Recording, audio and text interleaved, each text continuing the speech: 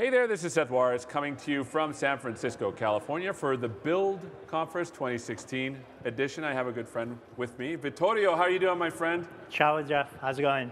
Fantastic. So, let's talk about identity. All right. Because I think it's an important thing, especially nowadays in the days of sort of leaks and problems and security issues. Why don't we get into the notion of identity and then maybe move on to how Microsoft is helping manage that. So let's start there. Absolutely. Well, identity has always been super important, of course, because every time you need to access some kind of a resource, whatever is the guardian of that resource needs to establish whether you have a right of accessing it, in what terms you are supposed to access it.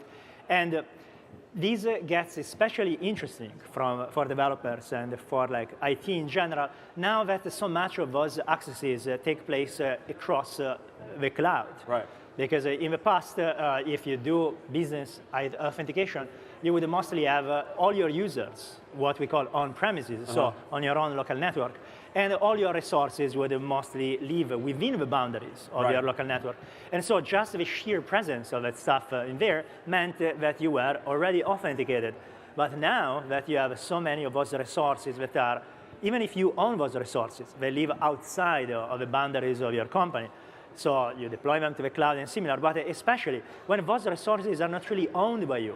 So a SaaS application, the APIs from the Microsoft Graph, or any other API, all those resources live outside of your infrastructure. And so more and more, there is the need to assess your identity and express it in a way that can be actually transported all the way to those remote places and outside of your network, and have secure ways of establishing who is the caller and whether they have this access or not. So it's definitely growing further in importance. And it's a difficult problem for developers, especially now when we live in this era of disconnected services from all over the place.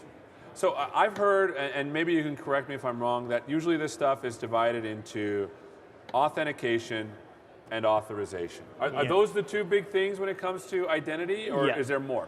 There is definitely a clear demarcation between those two, and typically one takes place thanks to the other. Let's say that first establish who you are, and then associated to who you are, there are things that you can or cannot do, which instead goes on the authorization side of the house.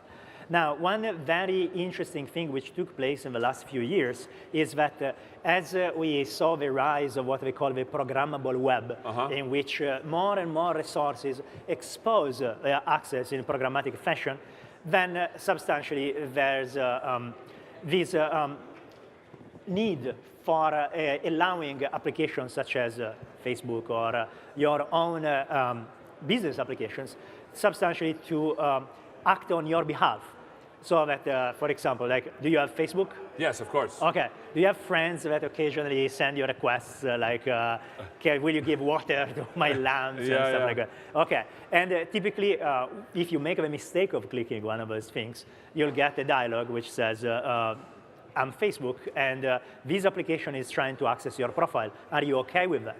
Now, that dialog is typically a way in which Facebook is asking you if you want to delegate permission to that application to access your own data. So that's a classic example of delegated authorization.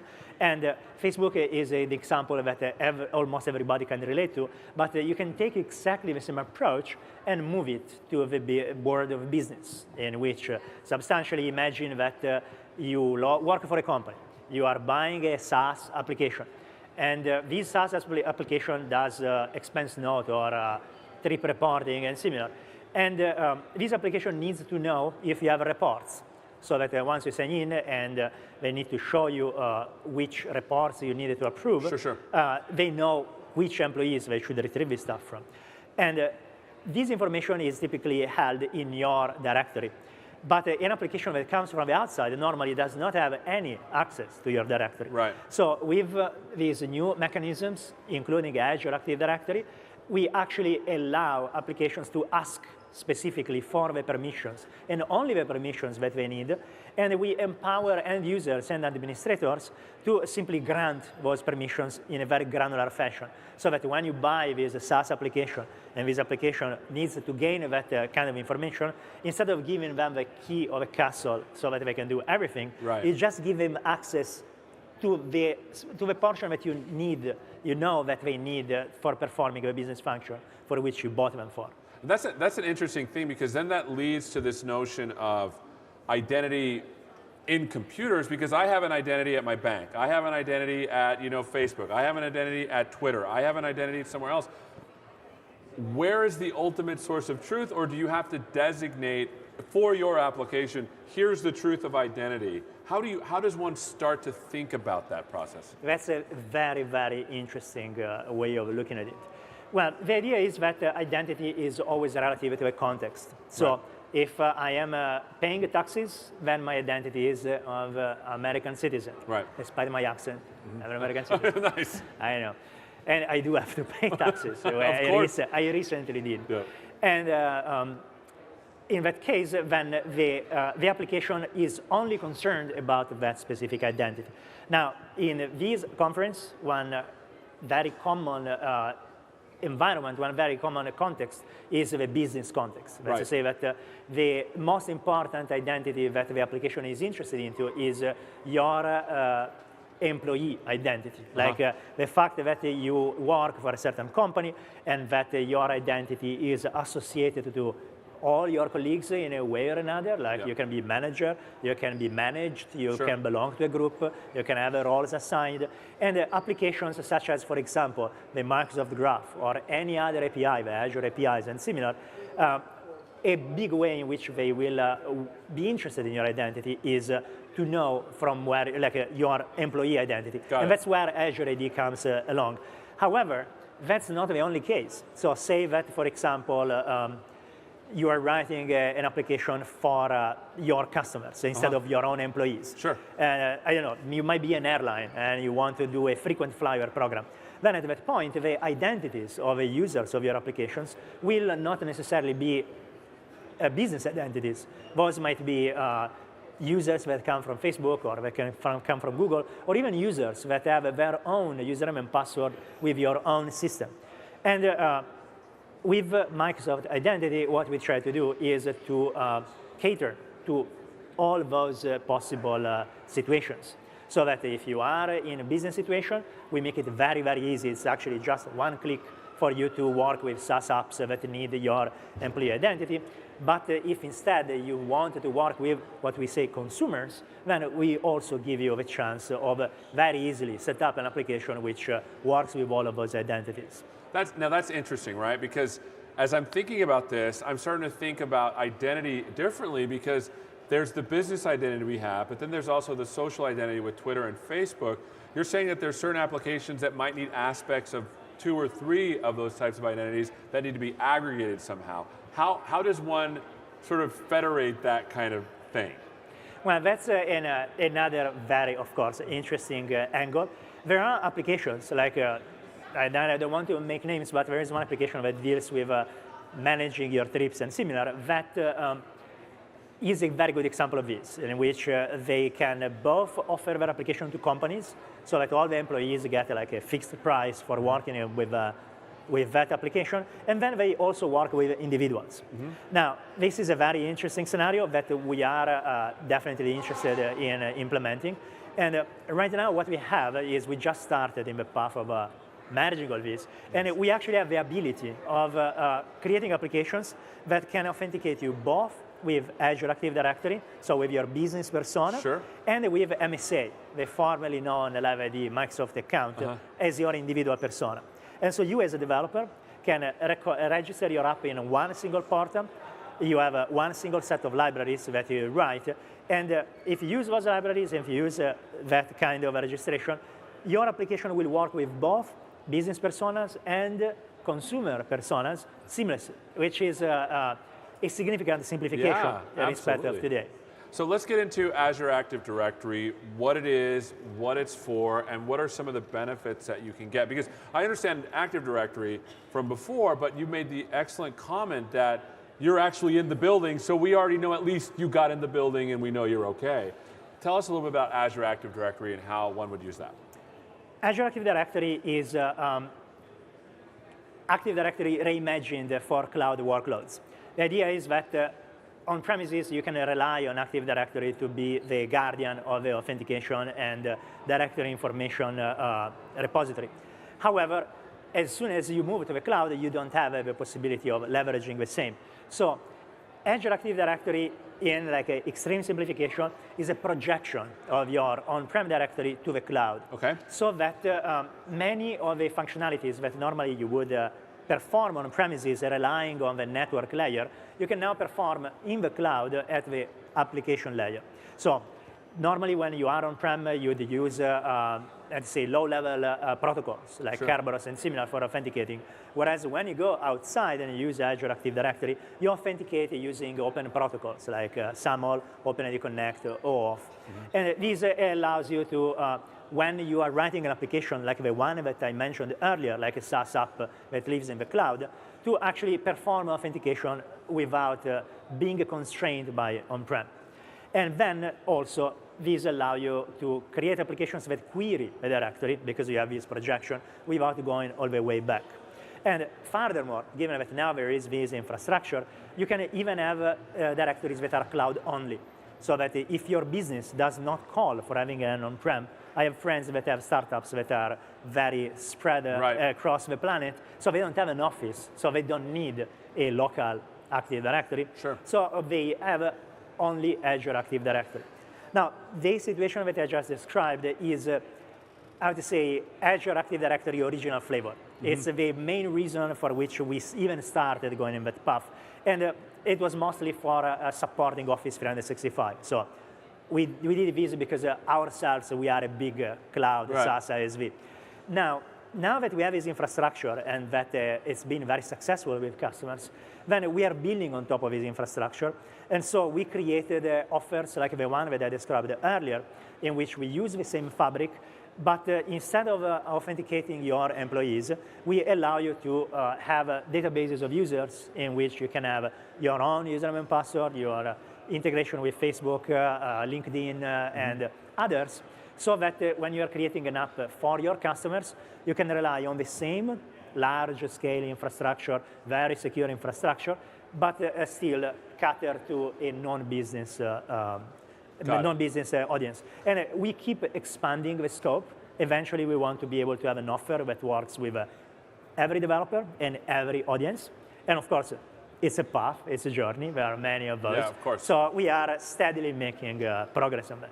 So one of the interesting things that I've learned early on is don't store passwords, one, you hash them, and then leveling up is, I don't even want to store a password. I don't even want to know about any of that because then I will be liable. How do you make it so that you let Azure Active Directory just do that? How do you maintain that? How does my application work with that? What is it that I'm storing for this user now that lets me know it's okay? So the good thing about outsourcing authentication is that your application doesn't have to store anything at all. Let's say that the idea is you configure your application to say every time somebody needs to authenticate, send them there, where there is an endpoint in Azure Active Directory.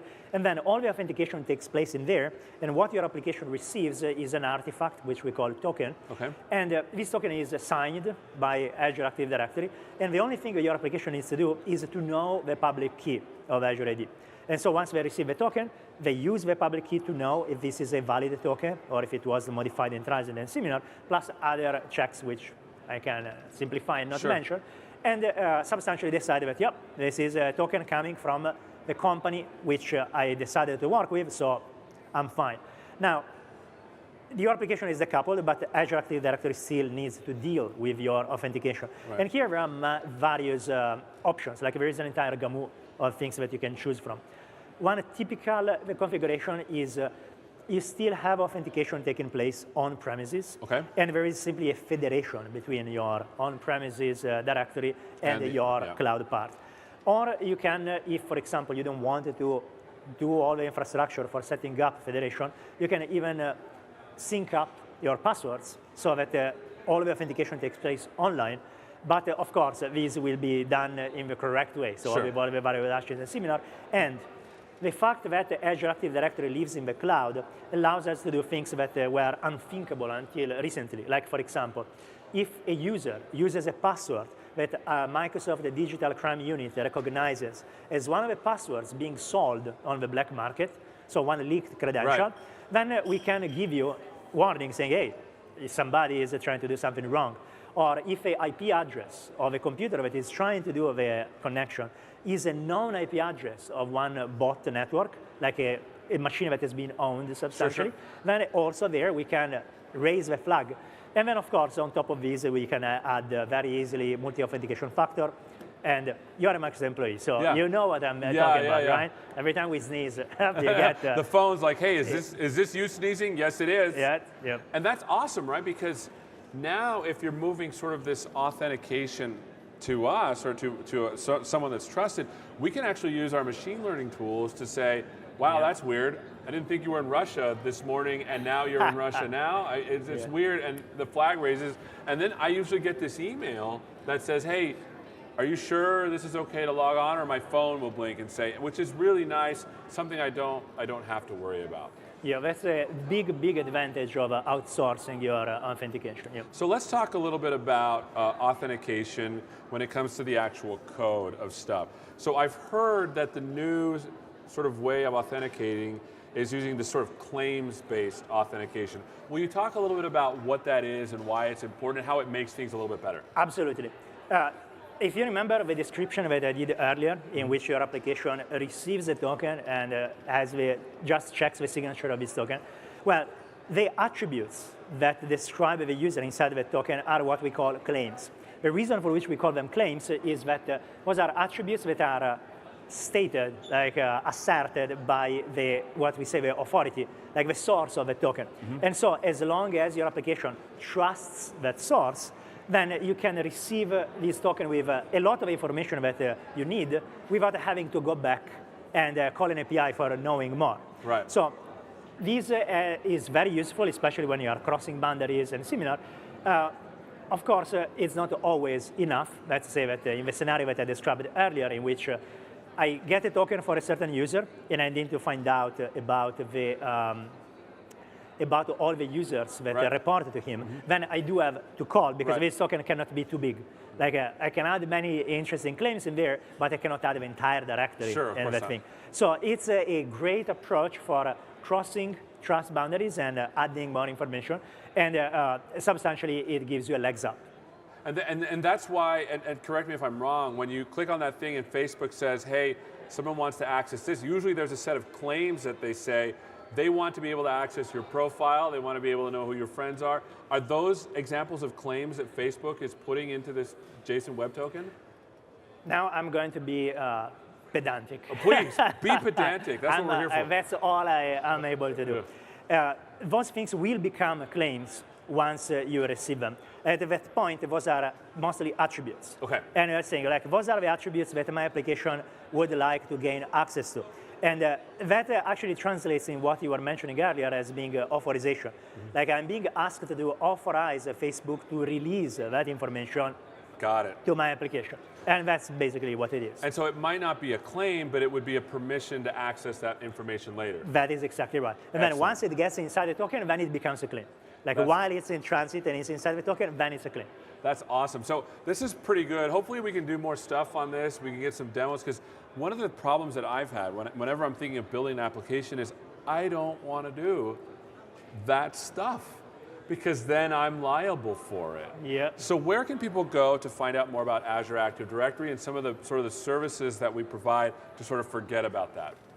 So it's very uncharacteristic, because normally our links are long GUIs that come from SharePoint. But this time we do have a link which is easy to remember. Right. And if you go to aka.ms/aaddev, then you will be on the jumpstart of all of our developer documentation.